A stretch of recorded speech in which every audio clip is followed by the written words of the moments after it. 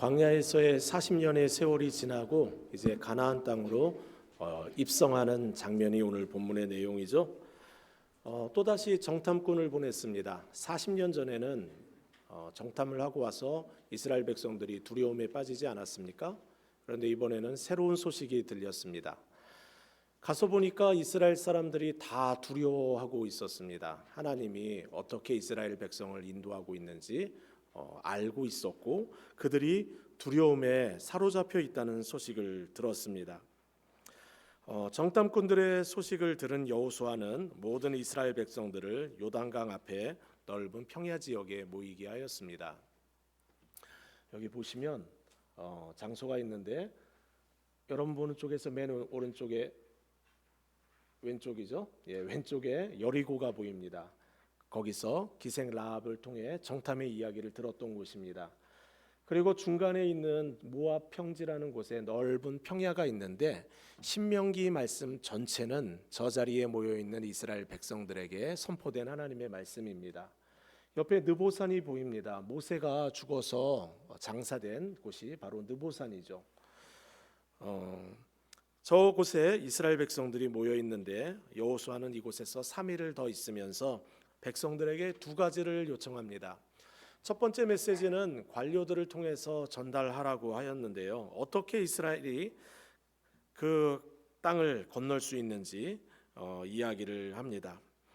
제사장들이 맨 앞에 언약궤를 메고 가면 뒤 따르라고 하였습니다. 사람들이 다 뭉쳐서 가면은 어디로 가는지 모르니까 제사장들이 언약궤를 메고 먼저 가면 900m 떨어진 자리에서 그것을 보고 같이 따라서 행진하라 이야기를 하였습니다. 두 번째 요청은 여호수아가 직접 전달합니다. 스스로를 성결케 하라고 하였습니다. 너희는 너희 자신을 성결하게 하라. 여호와께서 내일 너희 가운데 기이한 일을 행하시리라. 여호수아는 알고 있었습니다. 하나님은 어떤 상황에서 하나님의 일을 하시는지를 여호수아는 알고 있었습니다. 우리가 거룩하기를 힘쓰면 하나님은 하나님의 일을 하십니다. 거룩한 사역자는 하나님 손에 들린 강력한 무기다. 로버트 맥체인 목사님이 한 이야기입니다. 거룩한 사역자는 하나님의 손에 들린 강력한 무기다. 보여주시기 바랍니다. PPT. 하나님은 더 좋은 방법을 찾으시는 것이 아니라 하나님은 더 좋은 방법을 찾으시는 것이 아니라 더 좋은 사람, 거룩한 사람을 찾으신다. 교회가 가장 필요로 하는 것은 어떤 방법이 아니다. 거룩한 사람들이다. 2023년 기독교 신문의 칼럼에 나온 내용입니다. 칼럼은 이렇게 시작됩니다. 만만한 게 기독교다. 대중의 집단 광기와 분노의 배설구가 된 듯하다. 그러면서 최근에 드라마들을 쭉 나열하고 있습니다. 목사의 딸이 마약 중독자로 등장하는 더 글로리, 수리남, 지금 우리 학교는, 지옥, 오징어 게임. 이 넷플릭스에 등장하는 자극적인 드라마의 패턴들을 보면 기승전 기독교, 기승전 기독교입니다. 칼럼을 쓴 분의 강조하는 내용이 무엇인지 보입니다. 마약 중독자를 목사의 딸로 설정해 놓고 위에서는 예배를 드리는데 그 예배 건물 아래에서 목사의 딸은 마약을 하고 있습니다. 드라마는 왜 이렇게 만들어졌을까요? 기독교의 이중적인 삶을 우리에게 고발하는 것처럼 보여집니다. 실화를 바탕으로 만들어졌다고 하는 수리남, 이 스토리는 또 어떤가요? 실화라고 이야기하면서 실화가 아닌 내용을 하나 등장시킵니다. 목사가 실화가 아니에요. 목사가 등장하는데 탐욕에 눈이 멀어 마약을 팔고 성도들을 감금하여 노동력을 착취합니다. 왜 다 실화로 만드는 스토리를 구성하면서 실화가 아닌 목사를 그렇게 부정적인 이미지로 소개하고 있습니까? 이런 여파 때문인지는 몰라도 한국의 교회들을 보면 주일학교 어린이와 학생들이 교회에 오려고 하지 않습니다. 세상 사람들은 기독교에 대하여 개독교라고 모독을 합니다. 왜 이런 현상들이 나오는 걸까요? 스스로 겸비하고 거룩하게 살아가라라는 메시지가 현대 교회에서는 들려지지가 않습니다. 더 이상 거룩하라는 이야기는 우리의 마음에 흥미를 유발하지 않습니다. 제가 주일학교 다닐 때 기억해 보면 목사님들 설교는 늘 거룩해라, 성결하게 살아라, 틈만 나면 회개하라는 메시지를 전하고 하였습니다. 그런데 오늘날에는 회개하라는 설교를 전하는 목사도 줄어들고 좋아하지도 않습니다. 거룩하게 스스로 겸비하라는 말씀을 거북하게 듣고 좋아하지를 않아요. 그런데 여러분, 성경은 거듭해서 강조하는 이야기가 무엇입니까? 뭐라고 말합니까? 큰 집에는 금그릇, 은그릇뿐 아니라 나무그릇, 질그릇도 있어 귀하게 쓰는 것도 있고 천하게 쓰는 것도 있나니 그러므로 누구든지 이런 것에서 자기를 깨끗하게 하면 귀히 쓰는 그릇이 되어 거룩하고 주인의 쓰심에 합당하며 모든 선한 일에 준비됨이 되리라. 하나님은 금그릇, 은그릇을 쓰는 것을 좋아하는 분이 아니십니다. 하나님은 깨끗한 그릇, 거룩한 그릇을 사용하기를 기뻐하는 분이십니다.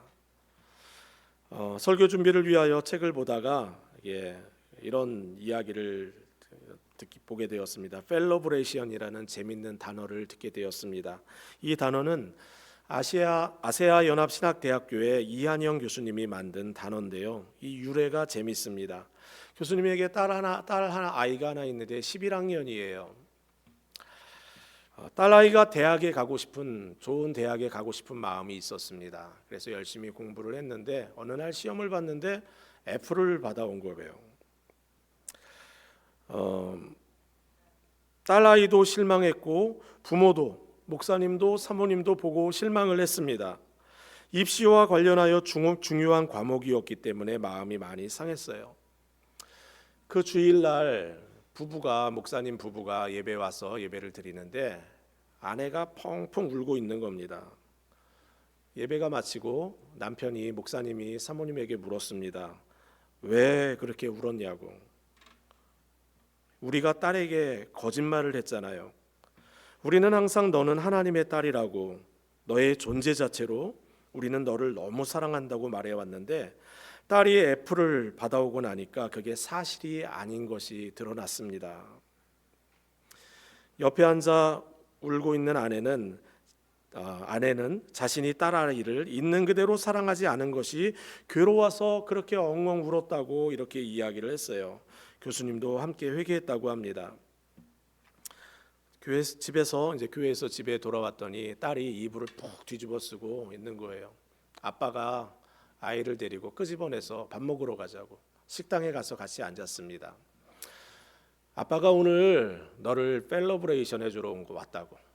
네가 만약에 C를 받았으면 내가 셀러브레이션 해줬을 텐데 F를 받아와서 펠러브레이션 해주러 왔다고. 그런데 궁금한데 어떻게 F를 받게 되었는지 얘기해 줄 수 있겠냐 이야기를 했더니 딸 아이의 대답이 참 감동적입니다. 그 과목이 너무 중요한 과목이어서 커닝 페이퍼가 이미 그날 다 학생들에게 돌았다는 거예요.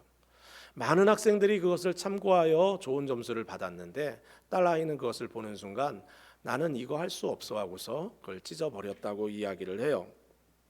그리고 F를 받았습니다. 그 일이 있고 1년이 지나서 이제 대학 원서를 넣는 겁니다. 에세이를 써야 하잖아요. 에세이의 제목이 펠러브레이션입니다. 교수님들이 딱 보고서 제목이 확 눈에 들어오는 거예요. 처음 보는 단어 아닙니까? 내용을 본 1년 전에 어떤 일이 있었는지를 아이가 쓰고 있었습니다. 이렇게 자신은 정직하게 컨닝을 안 했고 F학점을 받았는데 아빠가 F 받았다고 셀러브레이션 아니라 펠러브레이션 해줬다고 그렇게 적혀 있었습니다. 그리고 이렇게 마무리를 했어요. 이 세상을 정직하게 살 때 실패할 수 있습니다. 저는 수학을 못하지만 열심히 합니다. 만약에 저를 뽑아주신다면 열심히 공부해서 그런 사람들을 펠러브레이션 하는 사람이 되겠습니다. 교수님은 자신의 자녀가 그 학교에 들어가기에 합당할 점수를 받지 못했는데도 들어갔다고 하며 아마도 그때 그렇게 썼던 에세이, 그것이 창의적이고 또 정직을 강조하는 그 아이의 글이 좋게 여겨졌던 것 같습니다라고 이야기를 했답니다. 이 이야기를 들으면서 제 마음이 참 뭉클했어요. 우리 가정이 이런 가정이 되어야 하는구나. 그리고 우리 교회에 이런 가정이 참 많으면 좋겠구나 하는 생각이 되었어요. 여러분, 거룩은 우리의 삶을 포장하는 포장지가 아닙니다. 우리 마음 깊은 곳에서 이렇게 흘러나와야 하는 향기가 되어야 합니다. 그렇게 된다면 하나님이 얼마나 기뻐하겠습니까? 지난 수요일 날 바이블 아카데미에서 남자 테이블에서 성도님들과 대화를 나눴는데요. 다윗과 요나단의 우정에 대해서 함께 대화를 나눴어요. 여러분, 이런 이야기를 했어요. 다윗은 보상을 받았는데 요나단은 보상을 받지 못했다. 사울의 아들 요나단은 시간이 지나면 왕이 될 사람이었는데 그는 죽었어요. 그 대신 왕이 될 혈통이 아니었는데도 다윗은 왕이 되었습니다. 이 이야기를 나누며 다윗은 보상을 받았는데 사울은 보상을 받지 못했다, 이 이야기를 하면서 우리의 생각 자체가 이미 세상의 성공과 세상의 모든 명예에 중독되어 있는 것 같다라는 이야기를 하였습니다. 성도 여러분, 잊지 않아야 합니다. 인생의 목적은 성공과 행복이 아닙니다. 성도의 신앙의 목적은 거룩입니다. 이 땅에서 살아가는 동안에 우리가 연습하는 것은 거룩한 삶, 순결한 삶을 연습하는 겁니다. 이 땅 외에는 그것을 연습할 곳이 없어요. 이 목적이 흔들리면 안 됩니다. 여러분, 거룩하게 살면 불행하고 일이 제 뜻대로 되지 않습니까? 여러분, 그렇지 않잖아요. 셀러브레이션 하는 이 가정이 불행해 보이십니까? 그 인생이 제대로 풀리지 않을 것 같아 보입니까? 그렇지 않죠. 하나님은 하나님을 의지하고 걸어가는 사람들의 삶을 부끄럽지 않게 하십니다. 도와주시고 보호하시고 이끌어 가십니다. 거룩함을 추구하며 주님 손에 귀하게 쓰임받는 우리 모두가 되어야 하겠습니다. 자기 자신을 거룩하게 성별하라는 명령을 내린 여호수아에게 하나님이 말씀하셨습니다. 너는 언약궤를 맨 제사장들에게 명령하여 이르기를 너희가 요단 물가에 이르거든 요단에 들어서게 하라. 보라, 온 땅의 주의 언약궤가 너희 앞에서 요단을 건너가나니 온 땅의 주 여호와의 궤를 맨 제사장의 발바닥이 요단물을 밟고 멈추면 요단물이 곧 위에서부터 흘러내려 물이 끊어지고 한 곳에 쌓여 서리라. 여러분, 약속의 땅을 정복하는 방법은 아주 단순합니다. 하나님의 말씀을 복원하는 법궤가 앞장서고 백성들은 말씀을 따라 걸어가는 거예요. 요단물이 막 일렁이고 있어요. 건너갈 수 없는 상황입니다. 그런데 하나님이 명령을 하시면 그대로 순종하는 거예요. 수많은 인생 앞에 포기하지 않고 무너지지 않고 정복하는 방법이 무엇입니까? 닫힌 문이 열리는 그 방법이 무엇입니까? 말씀에 순종하면 막혔던 문이 열리고 없었던 길이 생깁니다. 하나님의 명령에 따라 제사장들이 요단강 물에 발을 담갔을 때 기적이 일어났습니다. 갈릴리 바다에서 내려오던 물이 멈춘 거예요. 그리고 사람들이 그 요단강을 건너기 시작했어요. 성경은 그때가 보리를 추수하던 봄이었다 이렇게 이야기를 해요. 이스라엘 봄철은 물이 너무 많이 쏟아져 가지고 여러분 굉장히 채소들도 잘 자랄 뿐만 아니라 막 강이 범람하는 시기입니다. 사람이 건널 수 있는 강이 아니에요. 강은 평소보다 넓었고 깊어졌어요. 하지만 요단강이라는 장애물도 이스라엘 백성이 하나님께 순종할 때 길이 열렸습니다. 보라, 내가 새 일을 행하리니 이제 나타날 것이라. 너희가 그것을 알지 못하겠느냐? 반드시 내가 광야의 길을 사막에 강을 내리라. 말씀에 순종하면 길이 없는 광야에 길이 생기고 물이 없는 사막에 강이 생깁니다. 말씀을 듣고 은혜 받았다고 고백하고 멈추는 것이 아니라 말씀이 여러분 마음속에 느껴지는 대로 행동으로 옮길 때에 하나님의 역사가 일어납니다. 만약에 강이 범람하는 것을 보면서 그 요단강에 발을 들여듣지 않았다면 여러분 그 물은 갈라지지 않습니다. 참 신앙은 순종의 행동으로 열매를 맺습니다. 주님이 하신 말씀입니다. 나더러 주여 주여 하는 자마다 천국에 들어갈 것이 아니요 다만 하늘에 계신 내 아버지의 뜻대로 행하는 자라야 들어가리라. 은혜 받았다고 말로는 주여 주여 하는데 받은 말씀이 부담이 되어 순종하지 않는다면 기적을 경험하기는커녕 천국에도 들어가지 못한다. 주님은 그렇게 말씀하고 계십니다. 내가 보거니와 믿음이 그의 행함과 함께 일하고 행함으로 믿음이 온전하게 되었느니라. 믿음은 항상 행함과 함께 역사합니다. 믿음과 행함은 동전의 양면과도 같아요. 우리가 말씀에 순종함으로 우리의 믿음은 온전해집니다. 그래서 예수님을 만난 사람들은 듣기만 하고 은혜 받았습니다 이렇게 이야기하질 않아요. 마음에 부담이 돼도 그 말씀을 붙들고 씨름을 합니다. 여러분, 성경에서 가장 많은 성경을 기록한 바울을 기억하십니까? 바울은 처음 예수님을 만났을 때 다메섹으로 가는 길에 예수를 만나게 됩니다. 두 가지 질문을 했어요. 주여 누구십니까? 나는 내가 핍박하는 예수다. 충격을 받았어요. 이분이 살아계신 하나님이구나.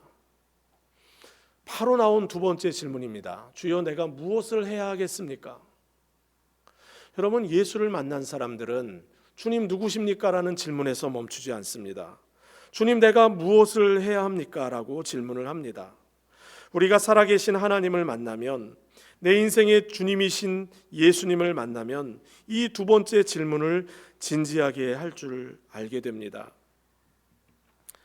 제사장들이 말씀이 담긴 법궤를 들고 그 깊은 요단강에 발을 들여놓았던 것처럼 우리의 믿음은 반드시 행동으로 표현되어야 합니다. 잘 알고 지내던 집사님 한 분이 감옥에 수감되는 일이 있었습니다. 보석금을 받고 풀려났는데요. 이유를 들어보니까 영주권을 스폰서해 줬던 그 업체가 불법으로 많은 사람들을 스폰서해 주어서 모두가 다 잡혀갔다는 거예요. 집사님에게 남아있는 일은 이제 재판받고 그리고 나서 한국으로 추방되는 일만 남았습니다. 낙심되고 절망이 되는 거예요. 그 상황에서 여러분 어떻게 해야 합니까? 집사님 이런 생각을 했대요. 내가 걱정하고 근심해서 이 문제가 해결될 게 아니지. 나는 그 기간 동안 하나님 말씀 앞에 있겠다. 교회에 훈련 과정을 신청하고 하루에 2시간 이상 말씀 앞에 있어요. 성경을 암송합니다. 새벽마다 기도하고 있어요. 1년이 지나갔는데도 재판이 끝나지를 않았습니다. 또 1년을 훈련 과정에 신청을 합니다. 그리고 목자로 세워졌어요. 내가 6개월 하다가 추방을 받아도 그래도 하나님 앞에서 살아야지. 목자로 목원들을 신실하게 섬깁니다. 훈련 1년의 과정이 마칠 즈음에 최종 재판에 소식이 들려왔습니다. 승소했다는 거예요. 기적이 일어난 겁니다. 그 일에 연루되었던 모든 사람들이 한국으로 추방됐는데 한 가정 추방되지 않았어요. 어떻게 이런 일이 일어났느냐 물어봤더니 이런 이야기를 저에게 들려주었습니다. 재판의 과정에 딸이 다니는 학교의 교수들이 써주었던 청원서들이 도움이 되었던 것 같습니다. 딸은 그 당시 조지타운 대학을 다녔는데 여러 교수님들이 이 딸 아이를 보면 그들의 부모가 보입니다. 부모는 부정직하게 살 사람들로 보여지지 않습니다. 이 딸 아이의 정직한 것과 성실한 모습을 볼 때 이 아이는 미국에 꼭 필요한 가정으로 보여집니다. 이 아이뿐만 아니라 그들의 부모도 그럴 것입니다. 요단강에서 물이 범람하는 것을 보면서 여기를 어떻게 건너 불평하고 낙심하고 그러고 있었다면 아무 일도 일어나지 않았을 겁니다. 하지만 발을 담그라는 말씀에 따라 발을 담궜을 때 물이 갈라졌던 것처럼 여러분, 성도는 모든 상황 속에서 하나님, 내가 어떤 행동을 해야 할까요? 이 질문을 해야 합니다. 언약궤를 메고 요단강에 들어선 제사장들, 그리고 멈추어 서 있고 이스라엘 백성들이 건너기를 시작했죠. 여러분, 250만 명 이상, 300만 명이 건넜어요. 제사장들 얼마나 오래 그 안에 있었을까요?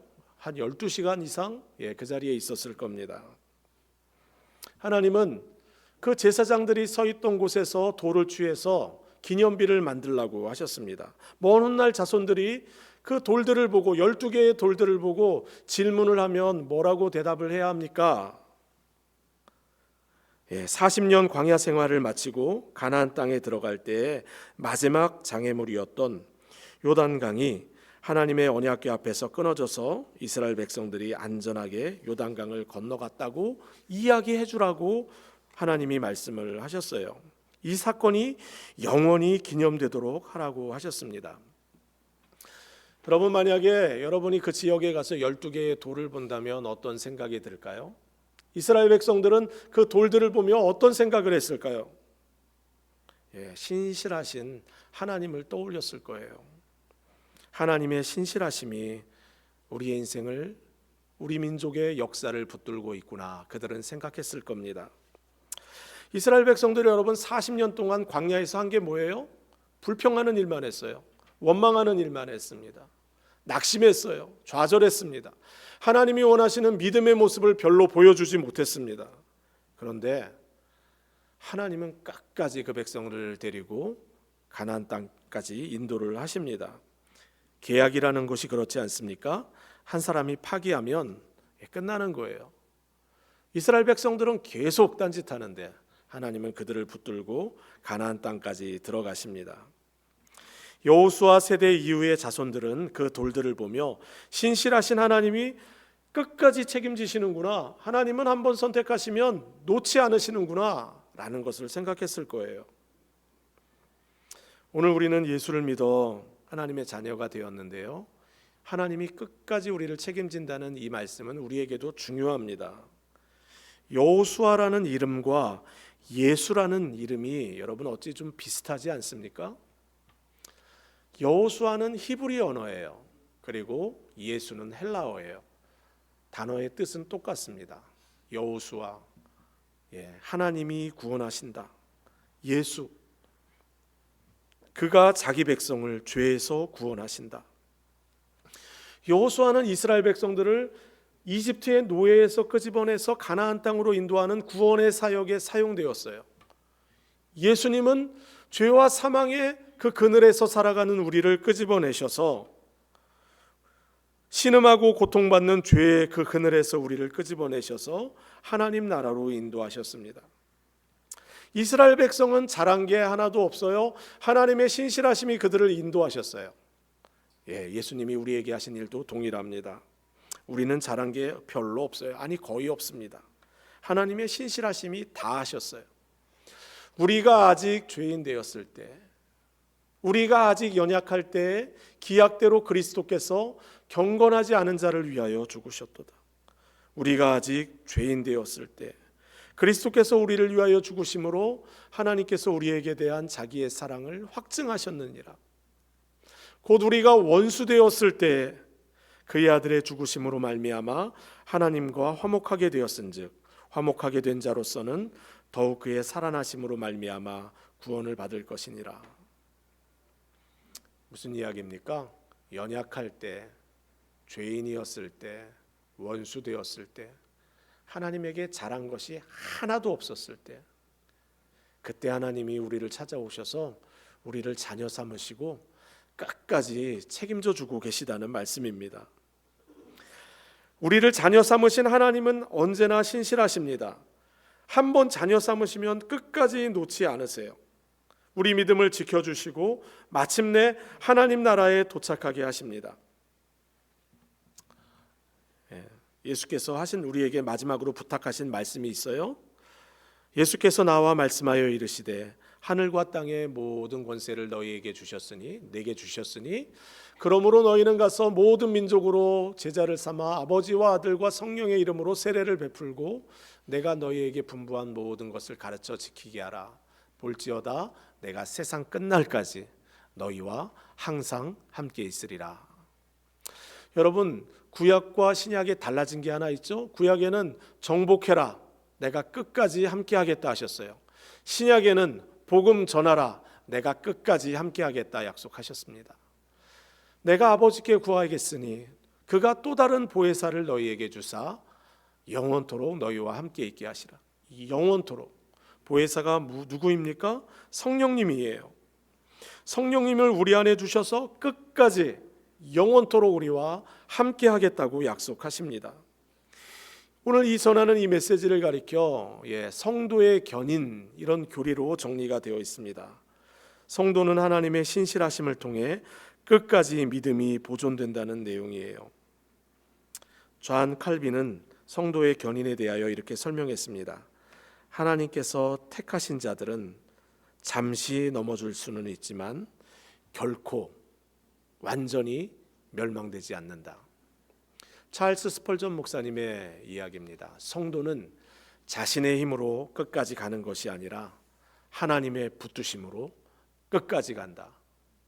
존 오웬 목사님의 고백입니다. 성도의 견인은 인간의 의지가 아니라 하나님의 신실하심에 기초한다. 그러니 여러분, 우리는 두려워할 이유도 없고 염려할 이유도 없습니다. 하나님이 책임지는데 무엇을 염려하고 무엇을 걱정하겠습니까? 하나님이 우리의 인생을 붙들고 있는데 그 안에 쉬면 되는 겁니다.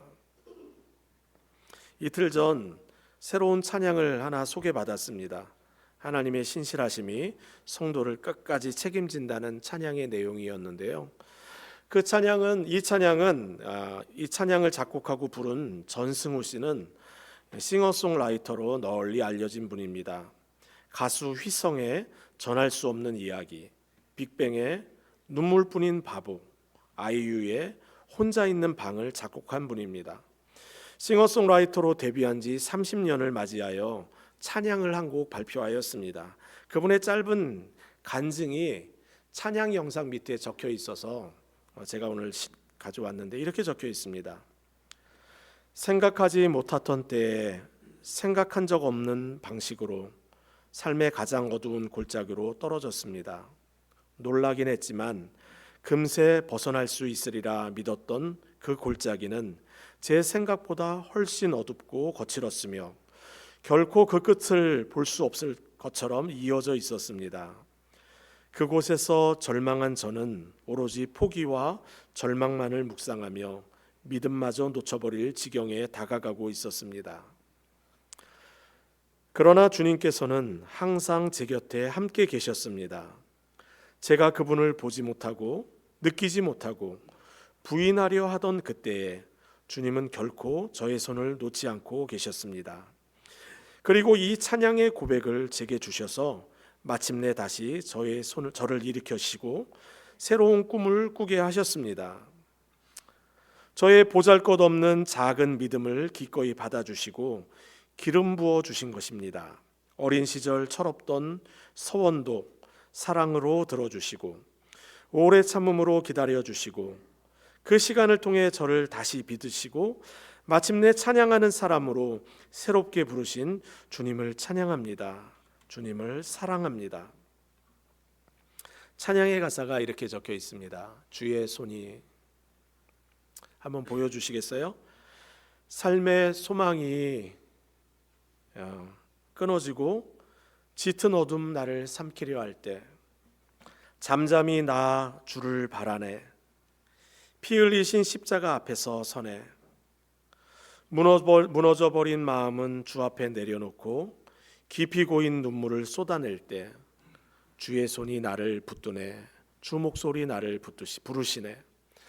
내가 결코 너를 떠나지 않으리라. 그 말씀이 내 삶을 채우네. 때로는 험한 길 걸으며 거친 파도 속에 던져질 때도 잠잠히 나 주를 기뻐해. 주가 주시는 평안을 누리네. 내 삶의 모든 걸음을 주께서 아심으로 나의 전부를 그분께 맡길 때 주의 손이 나를 붙드네. 주 목소리 나를 부르시네. 내가 결코 너를 떠나지 않으리. 그 말씀이 나를 채우네. 예수 나의 참 소망, 이제 나를 일으키시네. 이끄시네. 주의 손이 나를 붙드네. 그 목소리 나를 부르시네. 내가 결코 너를 떠나지 않으리. 이 말씀이 내 삶을 채우네. 이 놀라운 하나님의 사랑이, 포기하지 않는 사랑이 오늘 우리와 함께하고 계십니다. 나의 손을 붙들고 나를 부르시고 떠나지 않겠다고 말씀하시는 하나님이 우리 인생의 여정을 함께하고 계십니다. 이 하나님이 우리의 삶을 충만하게 채우십니다. 이 하나님 바라보며 승리하시는 저와 여러분 다 되시면 좋겠습니다. 오늘 이 말씀 생각하며 우리 함께 찬양하겠습니다. 전능하신 나의 하나님.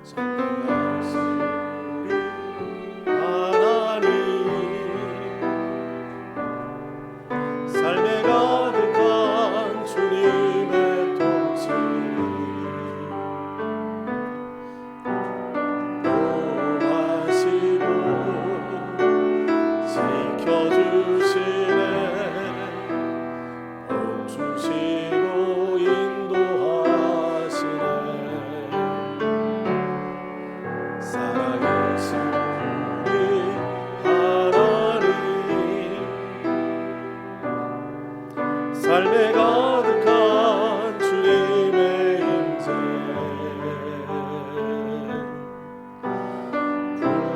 불러주시고 채워주시네 들으시고 응답하시네 주의 손이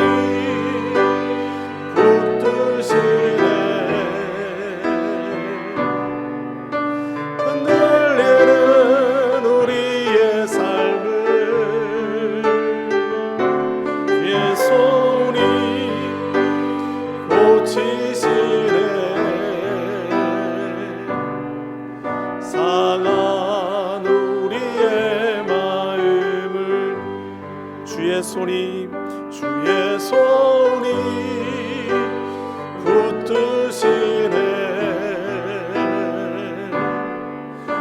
흔들리는 우리의 삶을 주의 손이 고치시네 상한 우리의 마음을 우리 함께 기도하겠습니다. 주여 거룩하게 살게 하옵소서.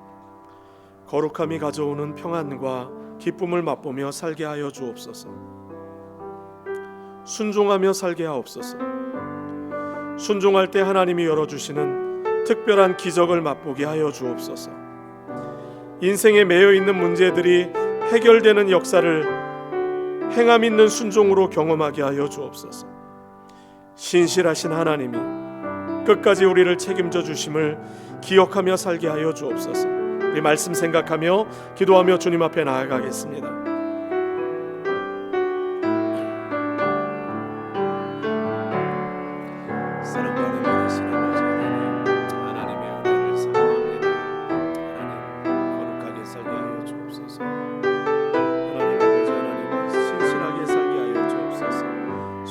살게 하여 주옵소서.